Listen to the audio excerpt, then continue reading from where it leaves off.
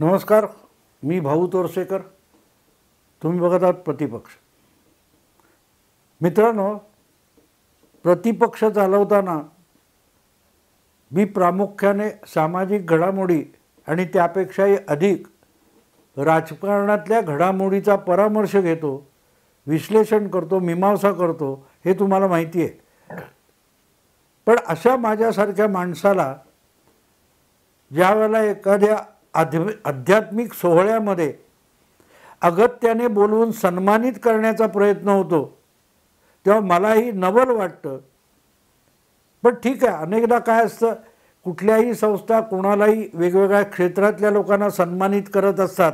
तसा मी सुद्धा एक वेगळ्या क्षेत्रातला पत्रकारिता किंवा विश्लेषण या क्षेत्रातला असल्यामुळे माझाही सन्मान केला असेल तर गोष्ट वेगळी होती. पण गमतीची गोष्ट अशी की सोमवारी मला पुण्याजवळ आळंदीच्या एका सोहळ्यामध्ये सहभागी होता आलं. मला एक सन्मानपत्र देण्याचा एक सोहळा होता आणि मी तिथे हजर होतो. राम जन्मभूमीचे जे ट्रस्ट आहे, विश्वस्त निधी संस्था आहे, त्याचे जे कोषाध्यक्ष आहेत गोविंद देवगिरी महाराज, त्यांच्या 75वीचा सोहळा आळंदीला चालू आहे आणि जवळजवळ 7-8 दिवस तो सोहळा चालणार होता. त्यामध्ये त्यांनी अनेकांना, साधू संतांना, वेगवेगळ्या क्षेत्रात, सार्वजनिक क्षेत्रात, सामाजिक क्षेत्रात काम करणाऱ्यांना बोलवलं. तसंच मला बोलवलं होतं. पण मला गंमत याची वाटली की त्यांनी माझा सत्कार करावा इथपर्यंत मी समजू शकतो. पण तिथे मोठ्या संख्येने जे वारकरी, प्रवचनकार, कीर्तनकार अशी मंडळी हजर होती, त्यापैकी मोठ्या संख्येने लोक माझे अनुयायी किंवा चाहते आणि फॉलोअर्स मिळालेत. याचं मला धक्का बसला, मला आश्चर्य वाटलं. अनेक कीर्तनकारांनी येऊन मला सांगितलं की तुमच्या त्या व्हिडिओ बघताना आम्हाला अनेकदा त्यातून काही दृष्टांत मिळतात, मुद्दे मिळतात, साक्षात्कार मिळतात. मला या गोष्टीची नवल वाटलं. आणि मी एक दोघांना म्हणालो सुद्धा त्यापैकी की एक प्रकारे माझं विवेचन, माझं विश्लेषण असतं हे राजकीय तथाकथित राज्यशास्त्राची जी भाषा आहे त्या भाषेमधलं नसतं. मी जगण्याच्या भाषेत बोलतो. कारण मी कॉलेजमध्ये जाऊन राज्यशास्त्र, पॉलिटिकल सायन्स नावाचा विषय शिकलेला नाही. त्यामुळे माझ्या समोर जे पत्रकार म्हणून राजकारण गेल्या शतकापेक्षा अधिक काळ उलगडलं गेलं, ते जसजसं मी समजून घेत गेलो तसतसं मला समजलेल्या भाषेत सांगत गेलो.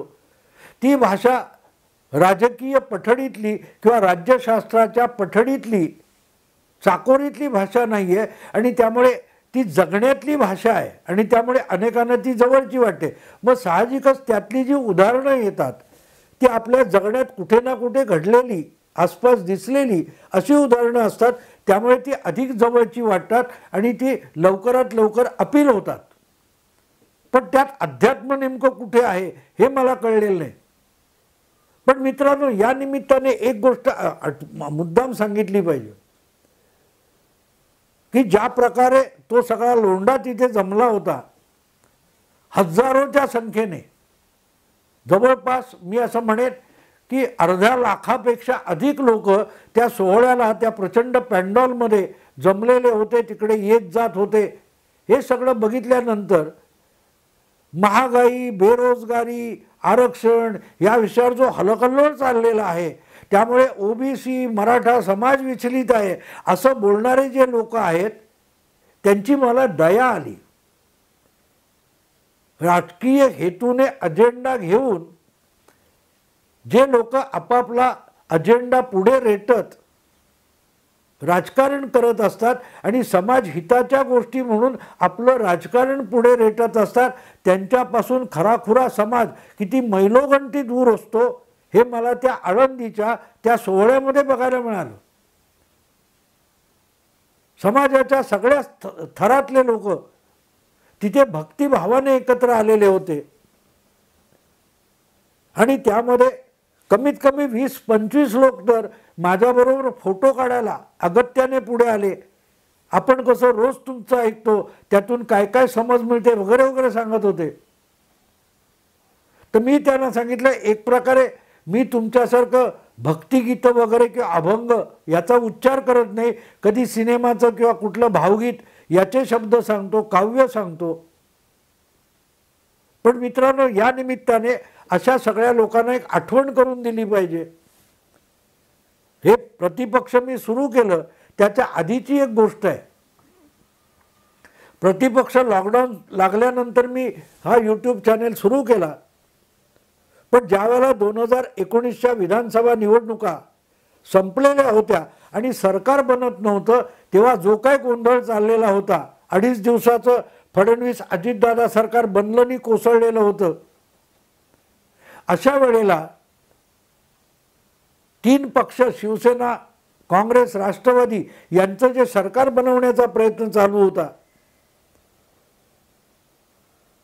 त्या काळामध्ये मी साताऱ्याला माण तालुक्यात महिमानगड गावी गेलेलो होतो आणि तिथे मी 2 दिवस मुक्काम करून परत मुंबईला यायला निघालेलो होतो. एस टी स्टँडवर प्रतीक्षा करत असताना मला एक कीर्तनकार भेटले त्या गावामधले आणि बोलता बोलता त्यांनी एक असा दृष्टांत दिला की तो म्हटलं तर भक्ती संप्रदायातला आहे. ज्ञानेश्वर माऊलींचं एक भारूड त्यांनी मला सांगितलं आणि ते म्हणाले, याच्यात आजचं राजकारण तुम्हाला सापडेल. आणि मला धक्का बसला. मी तिथून पुण्याला आल्यानंतर ते भारूड इंटरनेटवर जाऊन शोधून काढलं आणि आज महाराष्ट्राची जी परिस्थिती आहे ती त्या भारूडात आलेली आहे. आणि मी त्यावर तेव्हा म्हणजे 2019च्या नोव्हेंबरमध्ये माझ्या ब्लॉगवर लेख लिहिला, कारण मी त्यावेळेला व्हिडिओ वगैरे बनवत नव्हतो, यूट्यूब चॅनल माझा नव्हता, प्रतिपक्ष नव्हता. अशा वेळेला जागता पहारा या माझ्या ब्लॉगवर मी तो भारूडाचा आधार घेऊन तात्कालीन राजकीय परिस्थिती आणि भविष्यातली राजकीय परिस्थिती याचं एक विश्लेषण केलं होतं. पण तो दृष्टांत मला एका कीर्तनकाराने, प्रवचनकाराने दिला होता. त्या महिमानगडच्या एस टी स्टँडवरची घटना आहे, मी काल्पनिक सांगत नाही. मी त्या गावातल्या काही मुलांबरोबर गप्पा मारत एस टीची प्रतीक्षा करत होतो, तेव्हा ते कीर्तनकार प्रायव्हेट जीपने कुठून तरी आले होते आणि चहाच्या टपरीवर चहा पिऊन जात होते. जाता जाता त्यांचं लक्ष गेलं आणि मला म्हणाले, भाऊ इकडे तुमच्याकडे काम आहे. आणि म्हणाले, काय पोरांबरोबर टवाळ करू फोरमबद्दल बसलाय, पत्रकारात देशात राजकारण एवढं चाललंय, त्याचा विचार करा, त्याच्यावर लिहा, बोला. म्हटलं मी एस टीची प्रतीक्षा करतो म्हणून बोलत बसलोय. ते म्हणाले, हे सरकार बनणार नाही, बनलं तर चालणार नाही. लक्षात ठेवा, महाविकास आघाडी तेव्हा स्थापन झालेली नव्हती. फडणवीस अजितदादांचं सरकार बनलं आणि कोसळलेलं होतं 2.5 दिवसात. राष्ट्रपती राजवट लागलेली होती.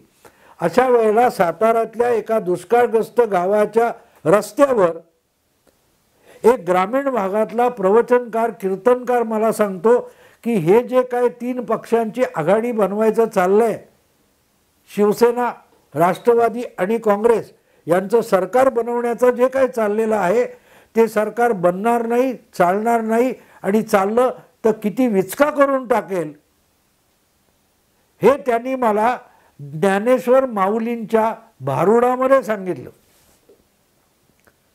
मला ते बुवा म्हणाले, मी तुम्हाला 2 ओळी सांगतो, बाकीच्या घरी जाऊन शोधा आणि वाचा आणि समजून घ्या, जमलं तर त्याच्यावर लिहा. आणि मी लिहिलं होतं.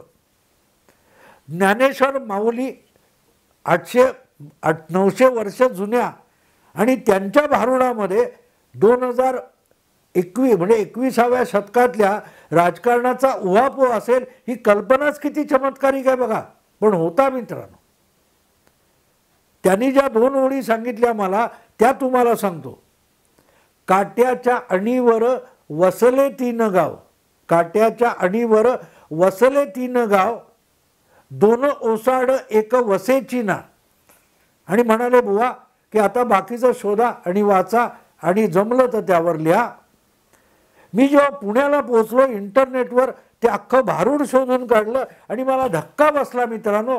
आज महाराष्ट्रात जी राजकारणाची अवस्था आहे ती जशीच्या तशी त्या भारुडात आलेली आहे. ज्या वेळेला अशक्य कोटीतलं आणि तर्कहीन असलेलं काहीतरी तुम्ही हट्टाने करायला जाता आणि करतच राहता, त्यातून परिस्थिती सुधारणं, काहीतरी घडणं यापेक्षा अधिकाधिक बिघडत जाणं कसं होतं याचं वर्णन त्या भारुडात आलेलं आहे.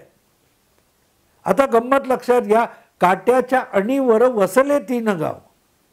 काट्याची अणी म्हणजे काय? जो काटा असतो त्याचं जे टोक असतं, अतिशय सूक्ष्म असं टोक आहे काट्याला. काट्याची अणी म्हणजे सूक्ष्म असा एक बिंदू. माऊली म्हणतात काट्याच्या अणीवर वसले 3 गाव. पण 3 गावं एवढूशा जागेत वसली आहेत, ती कशी वसतील? अशक्य आहे. हो, एवढ्याशा काट्याच्या अणीवर एक मुंगी देखील उभी राहू शकणार नाही. अशा काट्याच्या अणीवर 3 गाव वसले असं माऊली सांगतात. 2 ओसाड एक वसेची ना, म्हणजे 3 गावं वसली, त्यातली 2 गावं ओसाडच आहेत आणि 3रं गाव ते वसतच नाहीये. हे जेव्हा मी ऐकलं तेव्हा एसटीतून पुण्याला पोहोचेपर्यंत माझ्या डोक्याची चक्र चालू झाली होती. 2 ओसाड म्हणजे 2014 आणि 2019 अशा लागोपाठच्या 2 लोकसभा 2 विधानसभा निवडणुकीत पूर्णपणे अपयशी ठरलेले, पराभूत झालेले काँग्रेस आणि राष्ट्रवादी हे 2 पक्ष आपण घेतले तर 2 ओसाड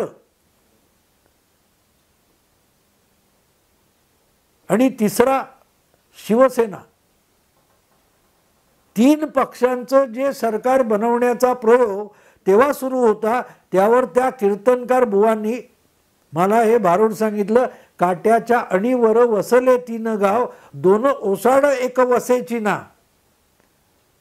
म्हणजे काँग्रेस आणि राष्ट्रवादी यांचा लागोपाठ 4 निवडणुकांमध्ये सत्यानाश झालेला आहे. ती ओसाड गावं झालेली आहेत आणि शिवसेना ही वसण्याची शक्यता असलेला पक्ष किंवा गाव आहे आणि तो वसेची ना. शिवसेना भाजप युतीला मतदाराने बहुमत दिलं होतं, पण त्यापैकी एक शिवसेनेचे प्रमुख असलेले उद्धव ठाकरे हे ते गाव म्हणजे युतीचं सरकार वसू द्यायला तयार नव्हते. त्यापेक्षा त्या काट्याच्या अणीवर 3रं गाव वसवायला उद्धव ठाकरे पोहोचले होते, जे अशक्य होतं. वैचारिक दृष्ट्या 2 टोकाचे 3 पक्ष, एक हिंदुत्ववादी, 2 सेक्युलर कट्टर हिंदुत्वाचे विरोधक, अशा 2 पक्षांबरोबर एक हिंदुत्ववादी पक्ष जाऊन एक सरकार बनवायला बघतो, तेव्हा तो वसणार तरी कसा? ही गोष्ट 2019च्या नोव्हेंबरमधली आहे आणि आज आपण 2024 सालात आलोय. 4.5 वर्ष 4.25 वर्ष पुढे आलोय आणि परिस्थिती काय आहे बघा मित्रांनो. काँग्रेस आणि राष्ट्रवादी हे आजही ओसाड पक्ष आहेत आणि वसू शकणारा असलेला शिवसेना पक्ष त्यांच्या नादाला लागून पुरता वाटोळा होऊन गेलेला आहे. वसेचे ना तिथे आले काय, त्यांनी पुढे पुढे पुढे आहे ते 3 कुंभार, त्या कुंभारांनी मडकी बनवली, ती भाजत नव्हती, बनत नव्हती, असं सुंदर माऊलींचं वर्णन आहे. शोधा आणि वाचा मित्रांनो, समजून घ्या. एवढं मोठं राजकारण 8 शतकांपूर्वी ज्ञानेश्वर माऊलींसारखा संत महात्मा आपल्या सहजगत्या लिहिलेल्या एका भारुडातून सांगतो.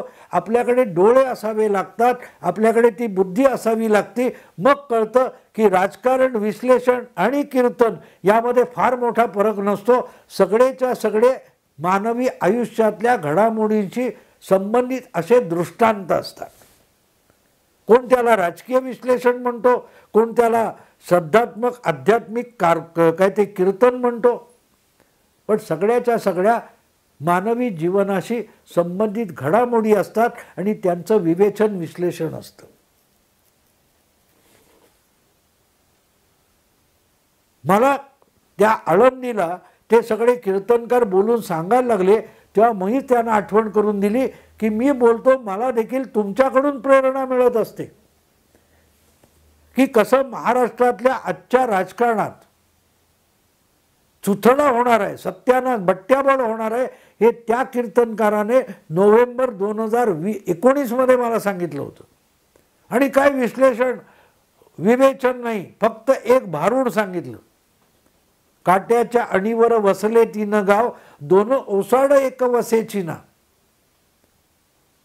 त्यांच्याबरोबर शय्यासोबत करायला, त्यांच्याबरोबर नांदायला उद्धव ठाकरे शिवसेना घेऊन गेले आणि शिवसेना सुद्धा उद्ध्वस्त होऊन गेली, ओसाड होऊन गेली. आज राष्ट्रवादी काँग्रेस आणि शिवसेना हे दुभंगलेले, नामशेष झाल्यासारखी अवस्था असलेले पक्ष आहेत. आणि काँग्रेस हा वसण्याच्या स्थितीत सुद्धा नाही आहे. त्या पक्षाला महाराष्ट्रात नाव घेण्यासारखा नेता नाही आहे. आणि महाराष्ट्रात एका बाजूला महायुती हा बलदंड सत्ताधारी गट आहे आणि दुसऱ्या बाजूला लोळे पांगडे लंगडे, अंगात त्राण उरलेले नाहीत आणि लढायची इच्छा आणि हिंमत नसलेले लोक, असा जमाव, अशी परिस्थिती आहे. आणि तेही तीन पक्ष आहेत. काट्याच्या अणीवर वसले तीन गाव, दोन ओसाड एक वसेची नाही. मित्रांनो, राजकारण, प्रवचन, कीर्तन, विश्लेषण हे किती एकमेकाशी निगडीत आहेत बघा. यात विषय एवढाच असतो की कीर्तन ऐकणारा सामान्य ग्रामीण समाज असतो, त्याला आपण गावठी अडाणी समजतो, पण तो यातून शिकत असतो. आणि हे एवढं त्यातलं ज्ञान किंवा त्यातले दृष्टांत घेऊन माझ्यासारखा माणूस एवढं मोठं राजकीय विवेचन करण्याचा प्रयत्न करतो, ते सुद्धा न समजणारे इकडून तिकडून मला शिव्या घालायचा उद्योग करत असतात की त्यांचं नुकसान कशात आहे. हे तेव्हापासून उद्धव ठाकरे यांचा हा प्रयोग त्यांच्या अंगलट कसा येईल, त्यांचं नुकसान कसं होईल, हे प्रतिपक्षाच्या स्थापनेपासून मी सांगत आलो, पण त्यांना त्यातून काही समजून घेता आलं नाही. माऊलींनी सांगून ठेवलं, त्याचा उपयोग काय असतो मित्रांनो? शेवटी सांगणारे ढीग असतील, संत महात्मे असतील किंवा सामान्य कीर्तनकार प्रवचनकार असतील, वक्ते असतील, पण सांगणाऱ्याने कितीही सांगितलं तरी समजून घेणं ही समोरच्याची जबाबदारी असते. आणि तो समजायलाच तयार नसेल तर त्याचं नुकसान अपरिहार्य असतं. आणि तेच माऊलींच्या त्या भारुडामध्ये 10-12 काय त्या ओळी होत्या, त्यामधून क्रमाक्रमाने आलेलं होतं. मी लिहिलं पण होतं, पण उपयोग काय? ज्यांना सावध करण्याचा प्रयत्न उद्धव ठाकरेंना, शरद पवारांना मी त्या ब्लॉग लिहिण्यातून केला होता किंवा नंतरच्या प्रतिपक्षामधून केला, म्हणून मी त्यांना वाचवू शकलो का नाही? म्हणतात शहाण्यांना शब्दाचा मार, पण शहाण्यांना शब्दसुद्धा हल्ली कळेनासे झालेत. आणि त्यामुळे कीर्तनकारांना टाळकुटे म्हटलं जातं, आमच्यासारख्यांना शिव्या मोजल्या जातात. असो मित्रांनो, कीर्तन, प्रवचन, राजकारण, विश्लेषण यामध्ये फारसा फरक नाही, हेच सांगण्यासाठी हा व्हिडिओ केला. आवडला लाईक करा, शेअर करा, सबस्क्राईब करा. नमस्कार.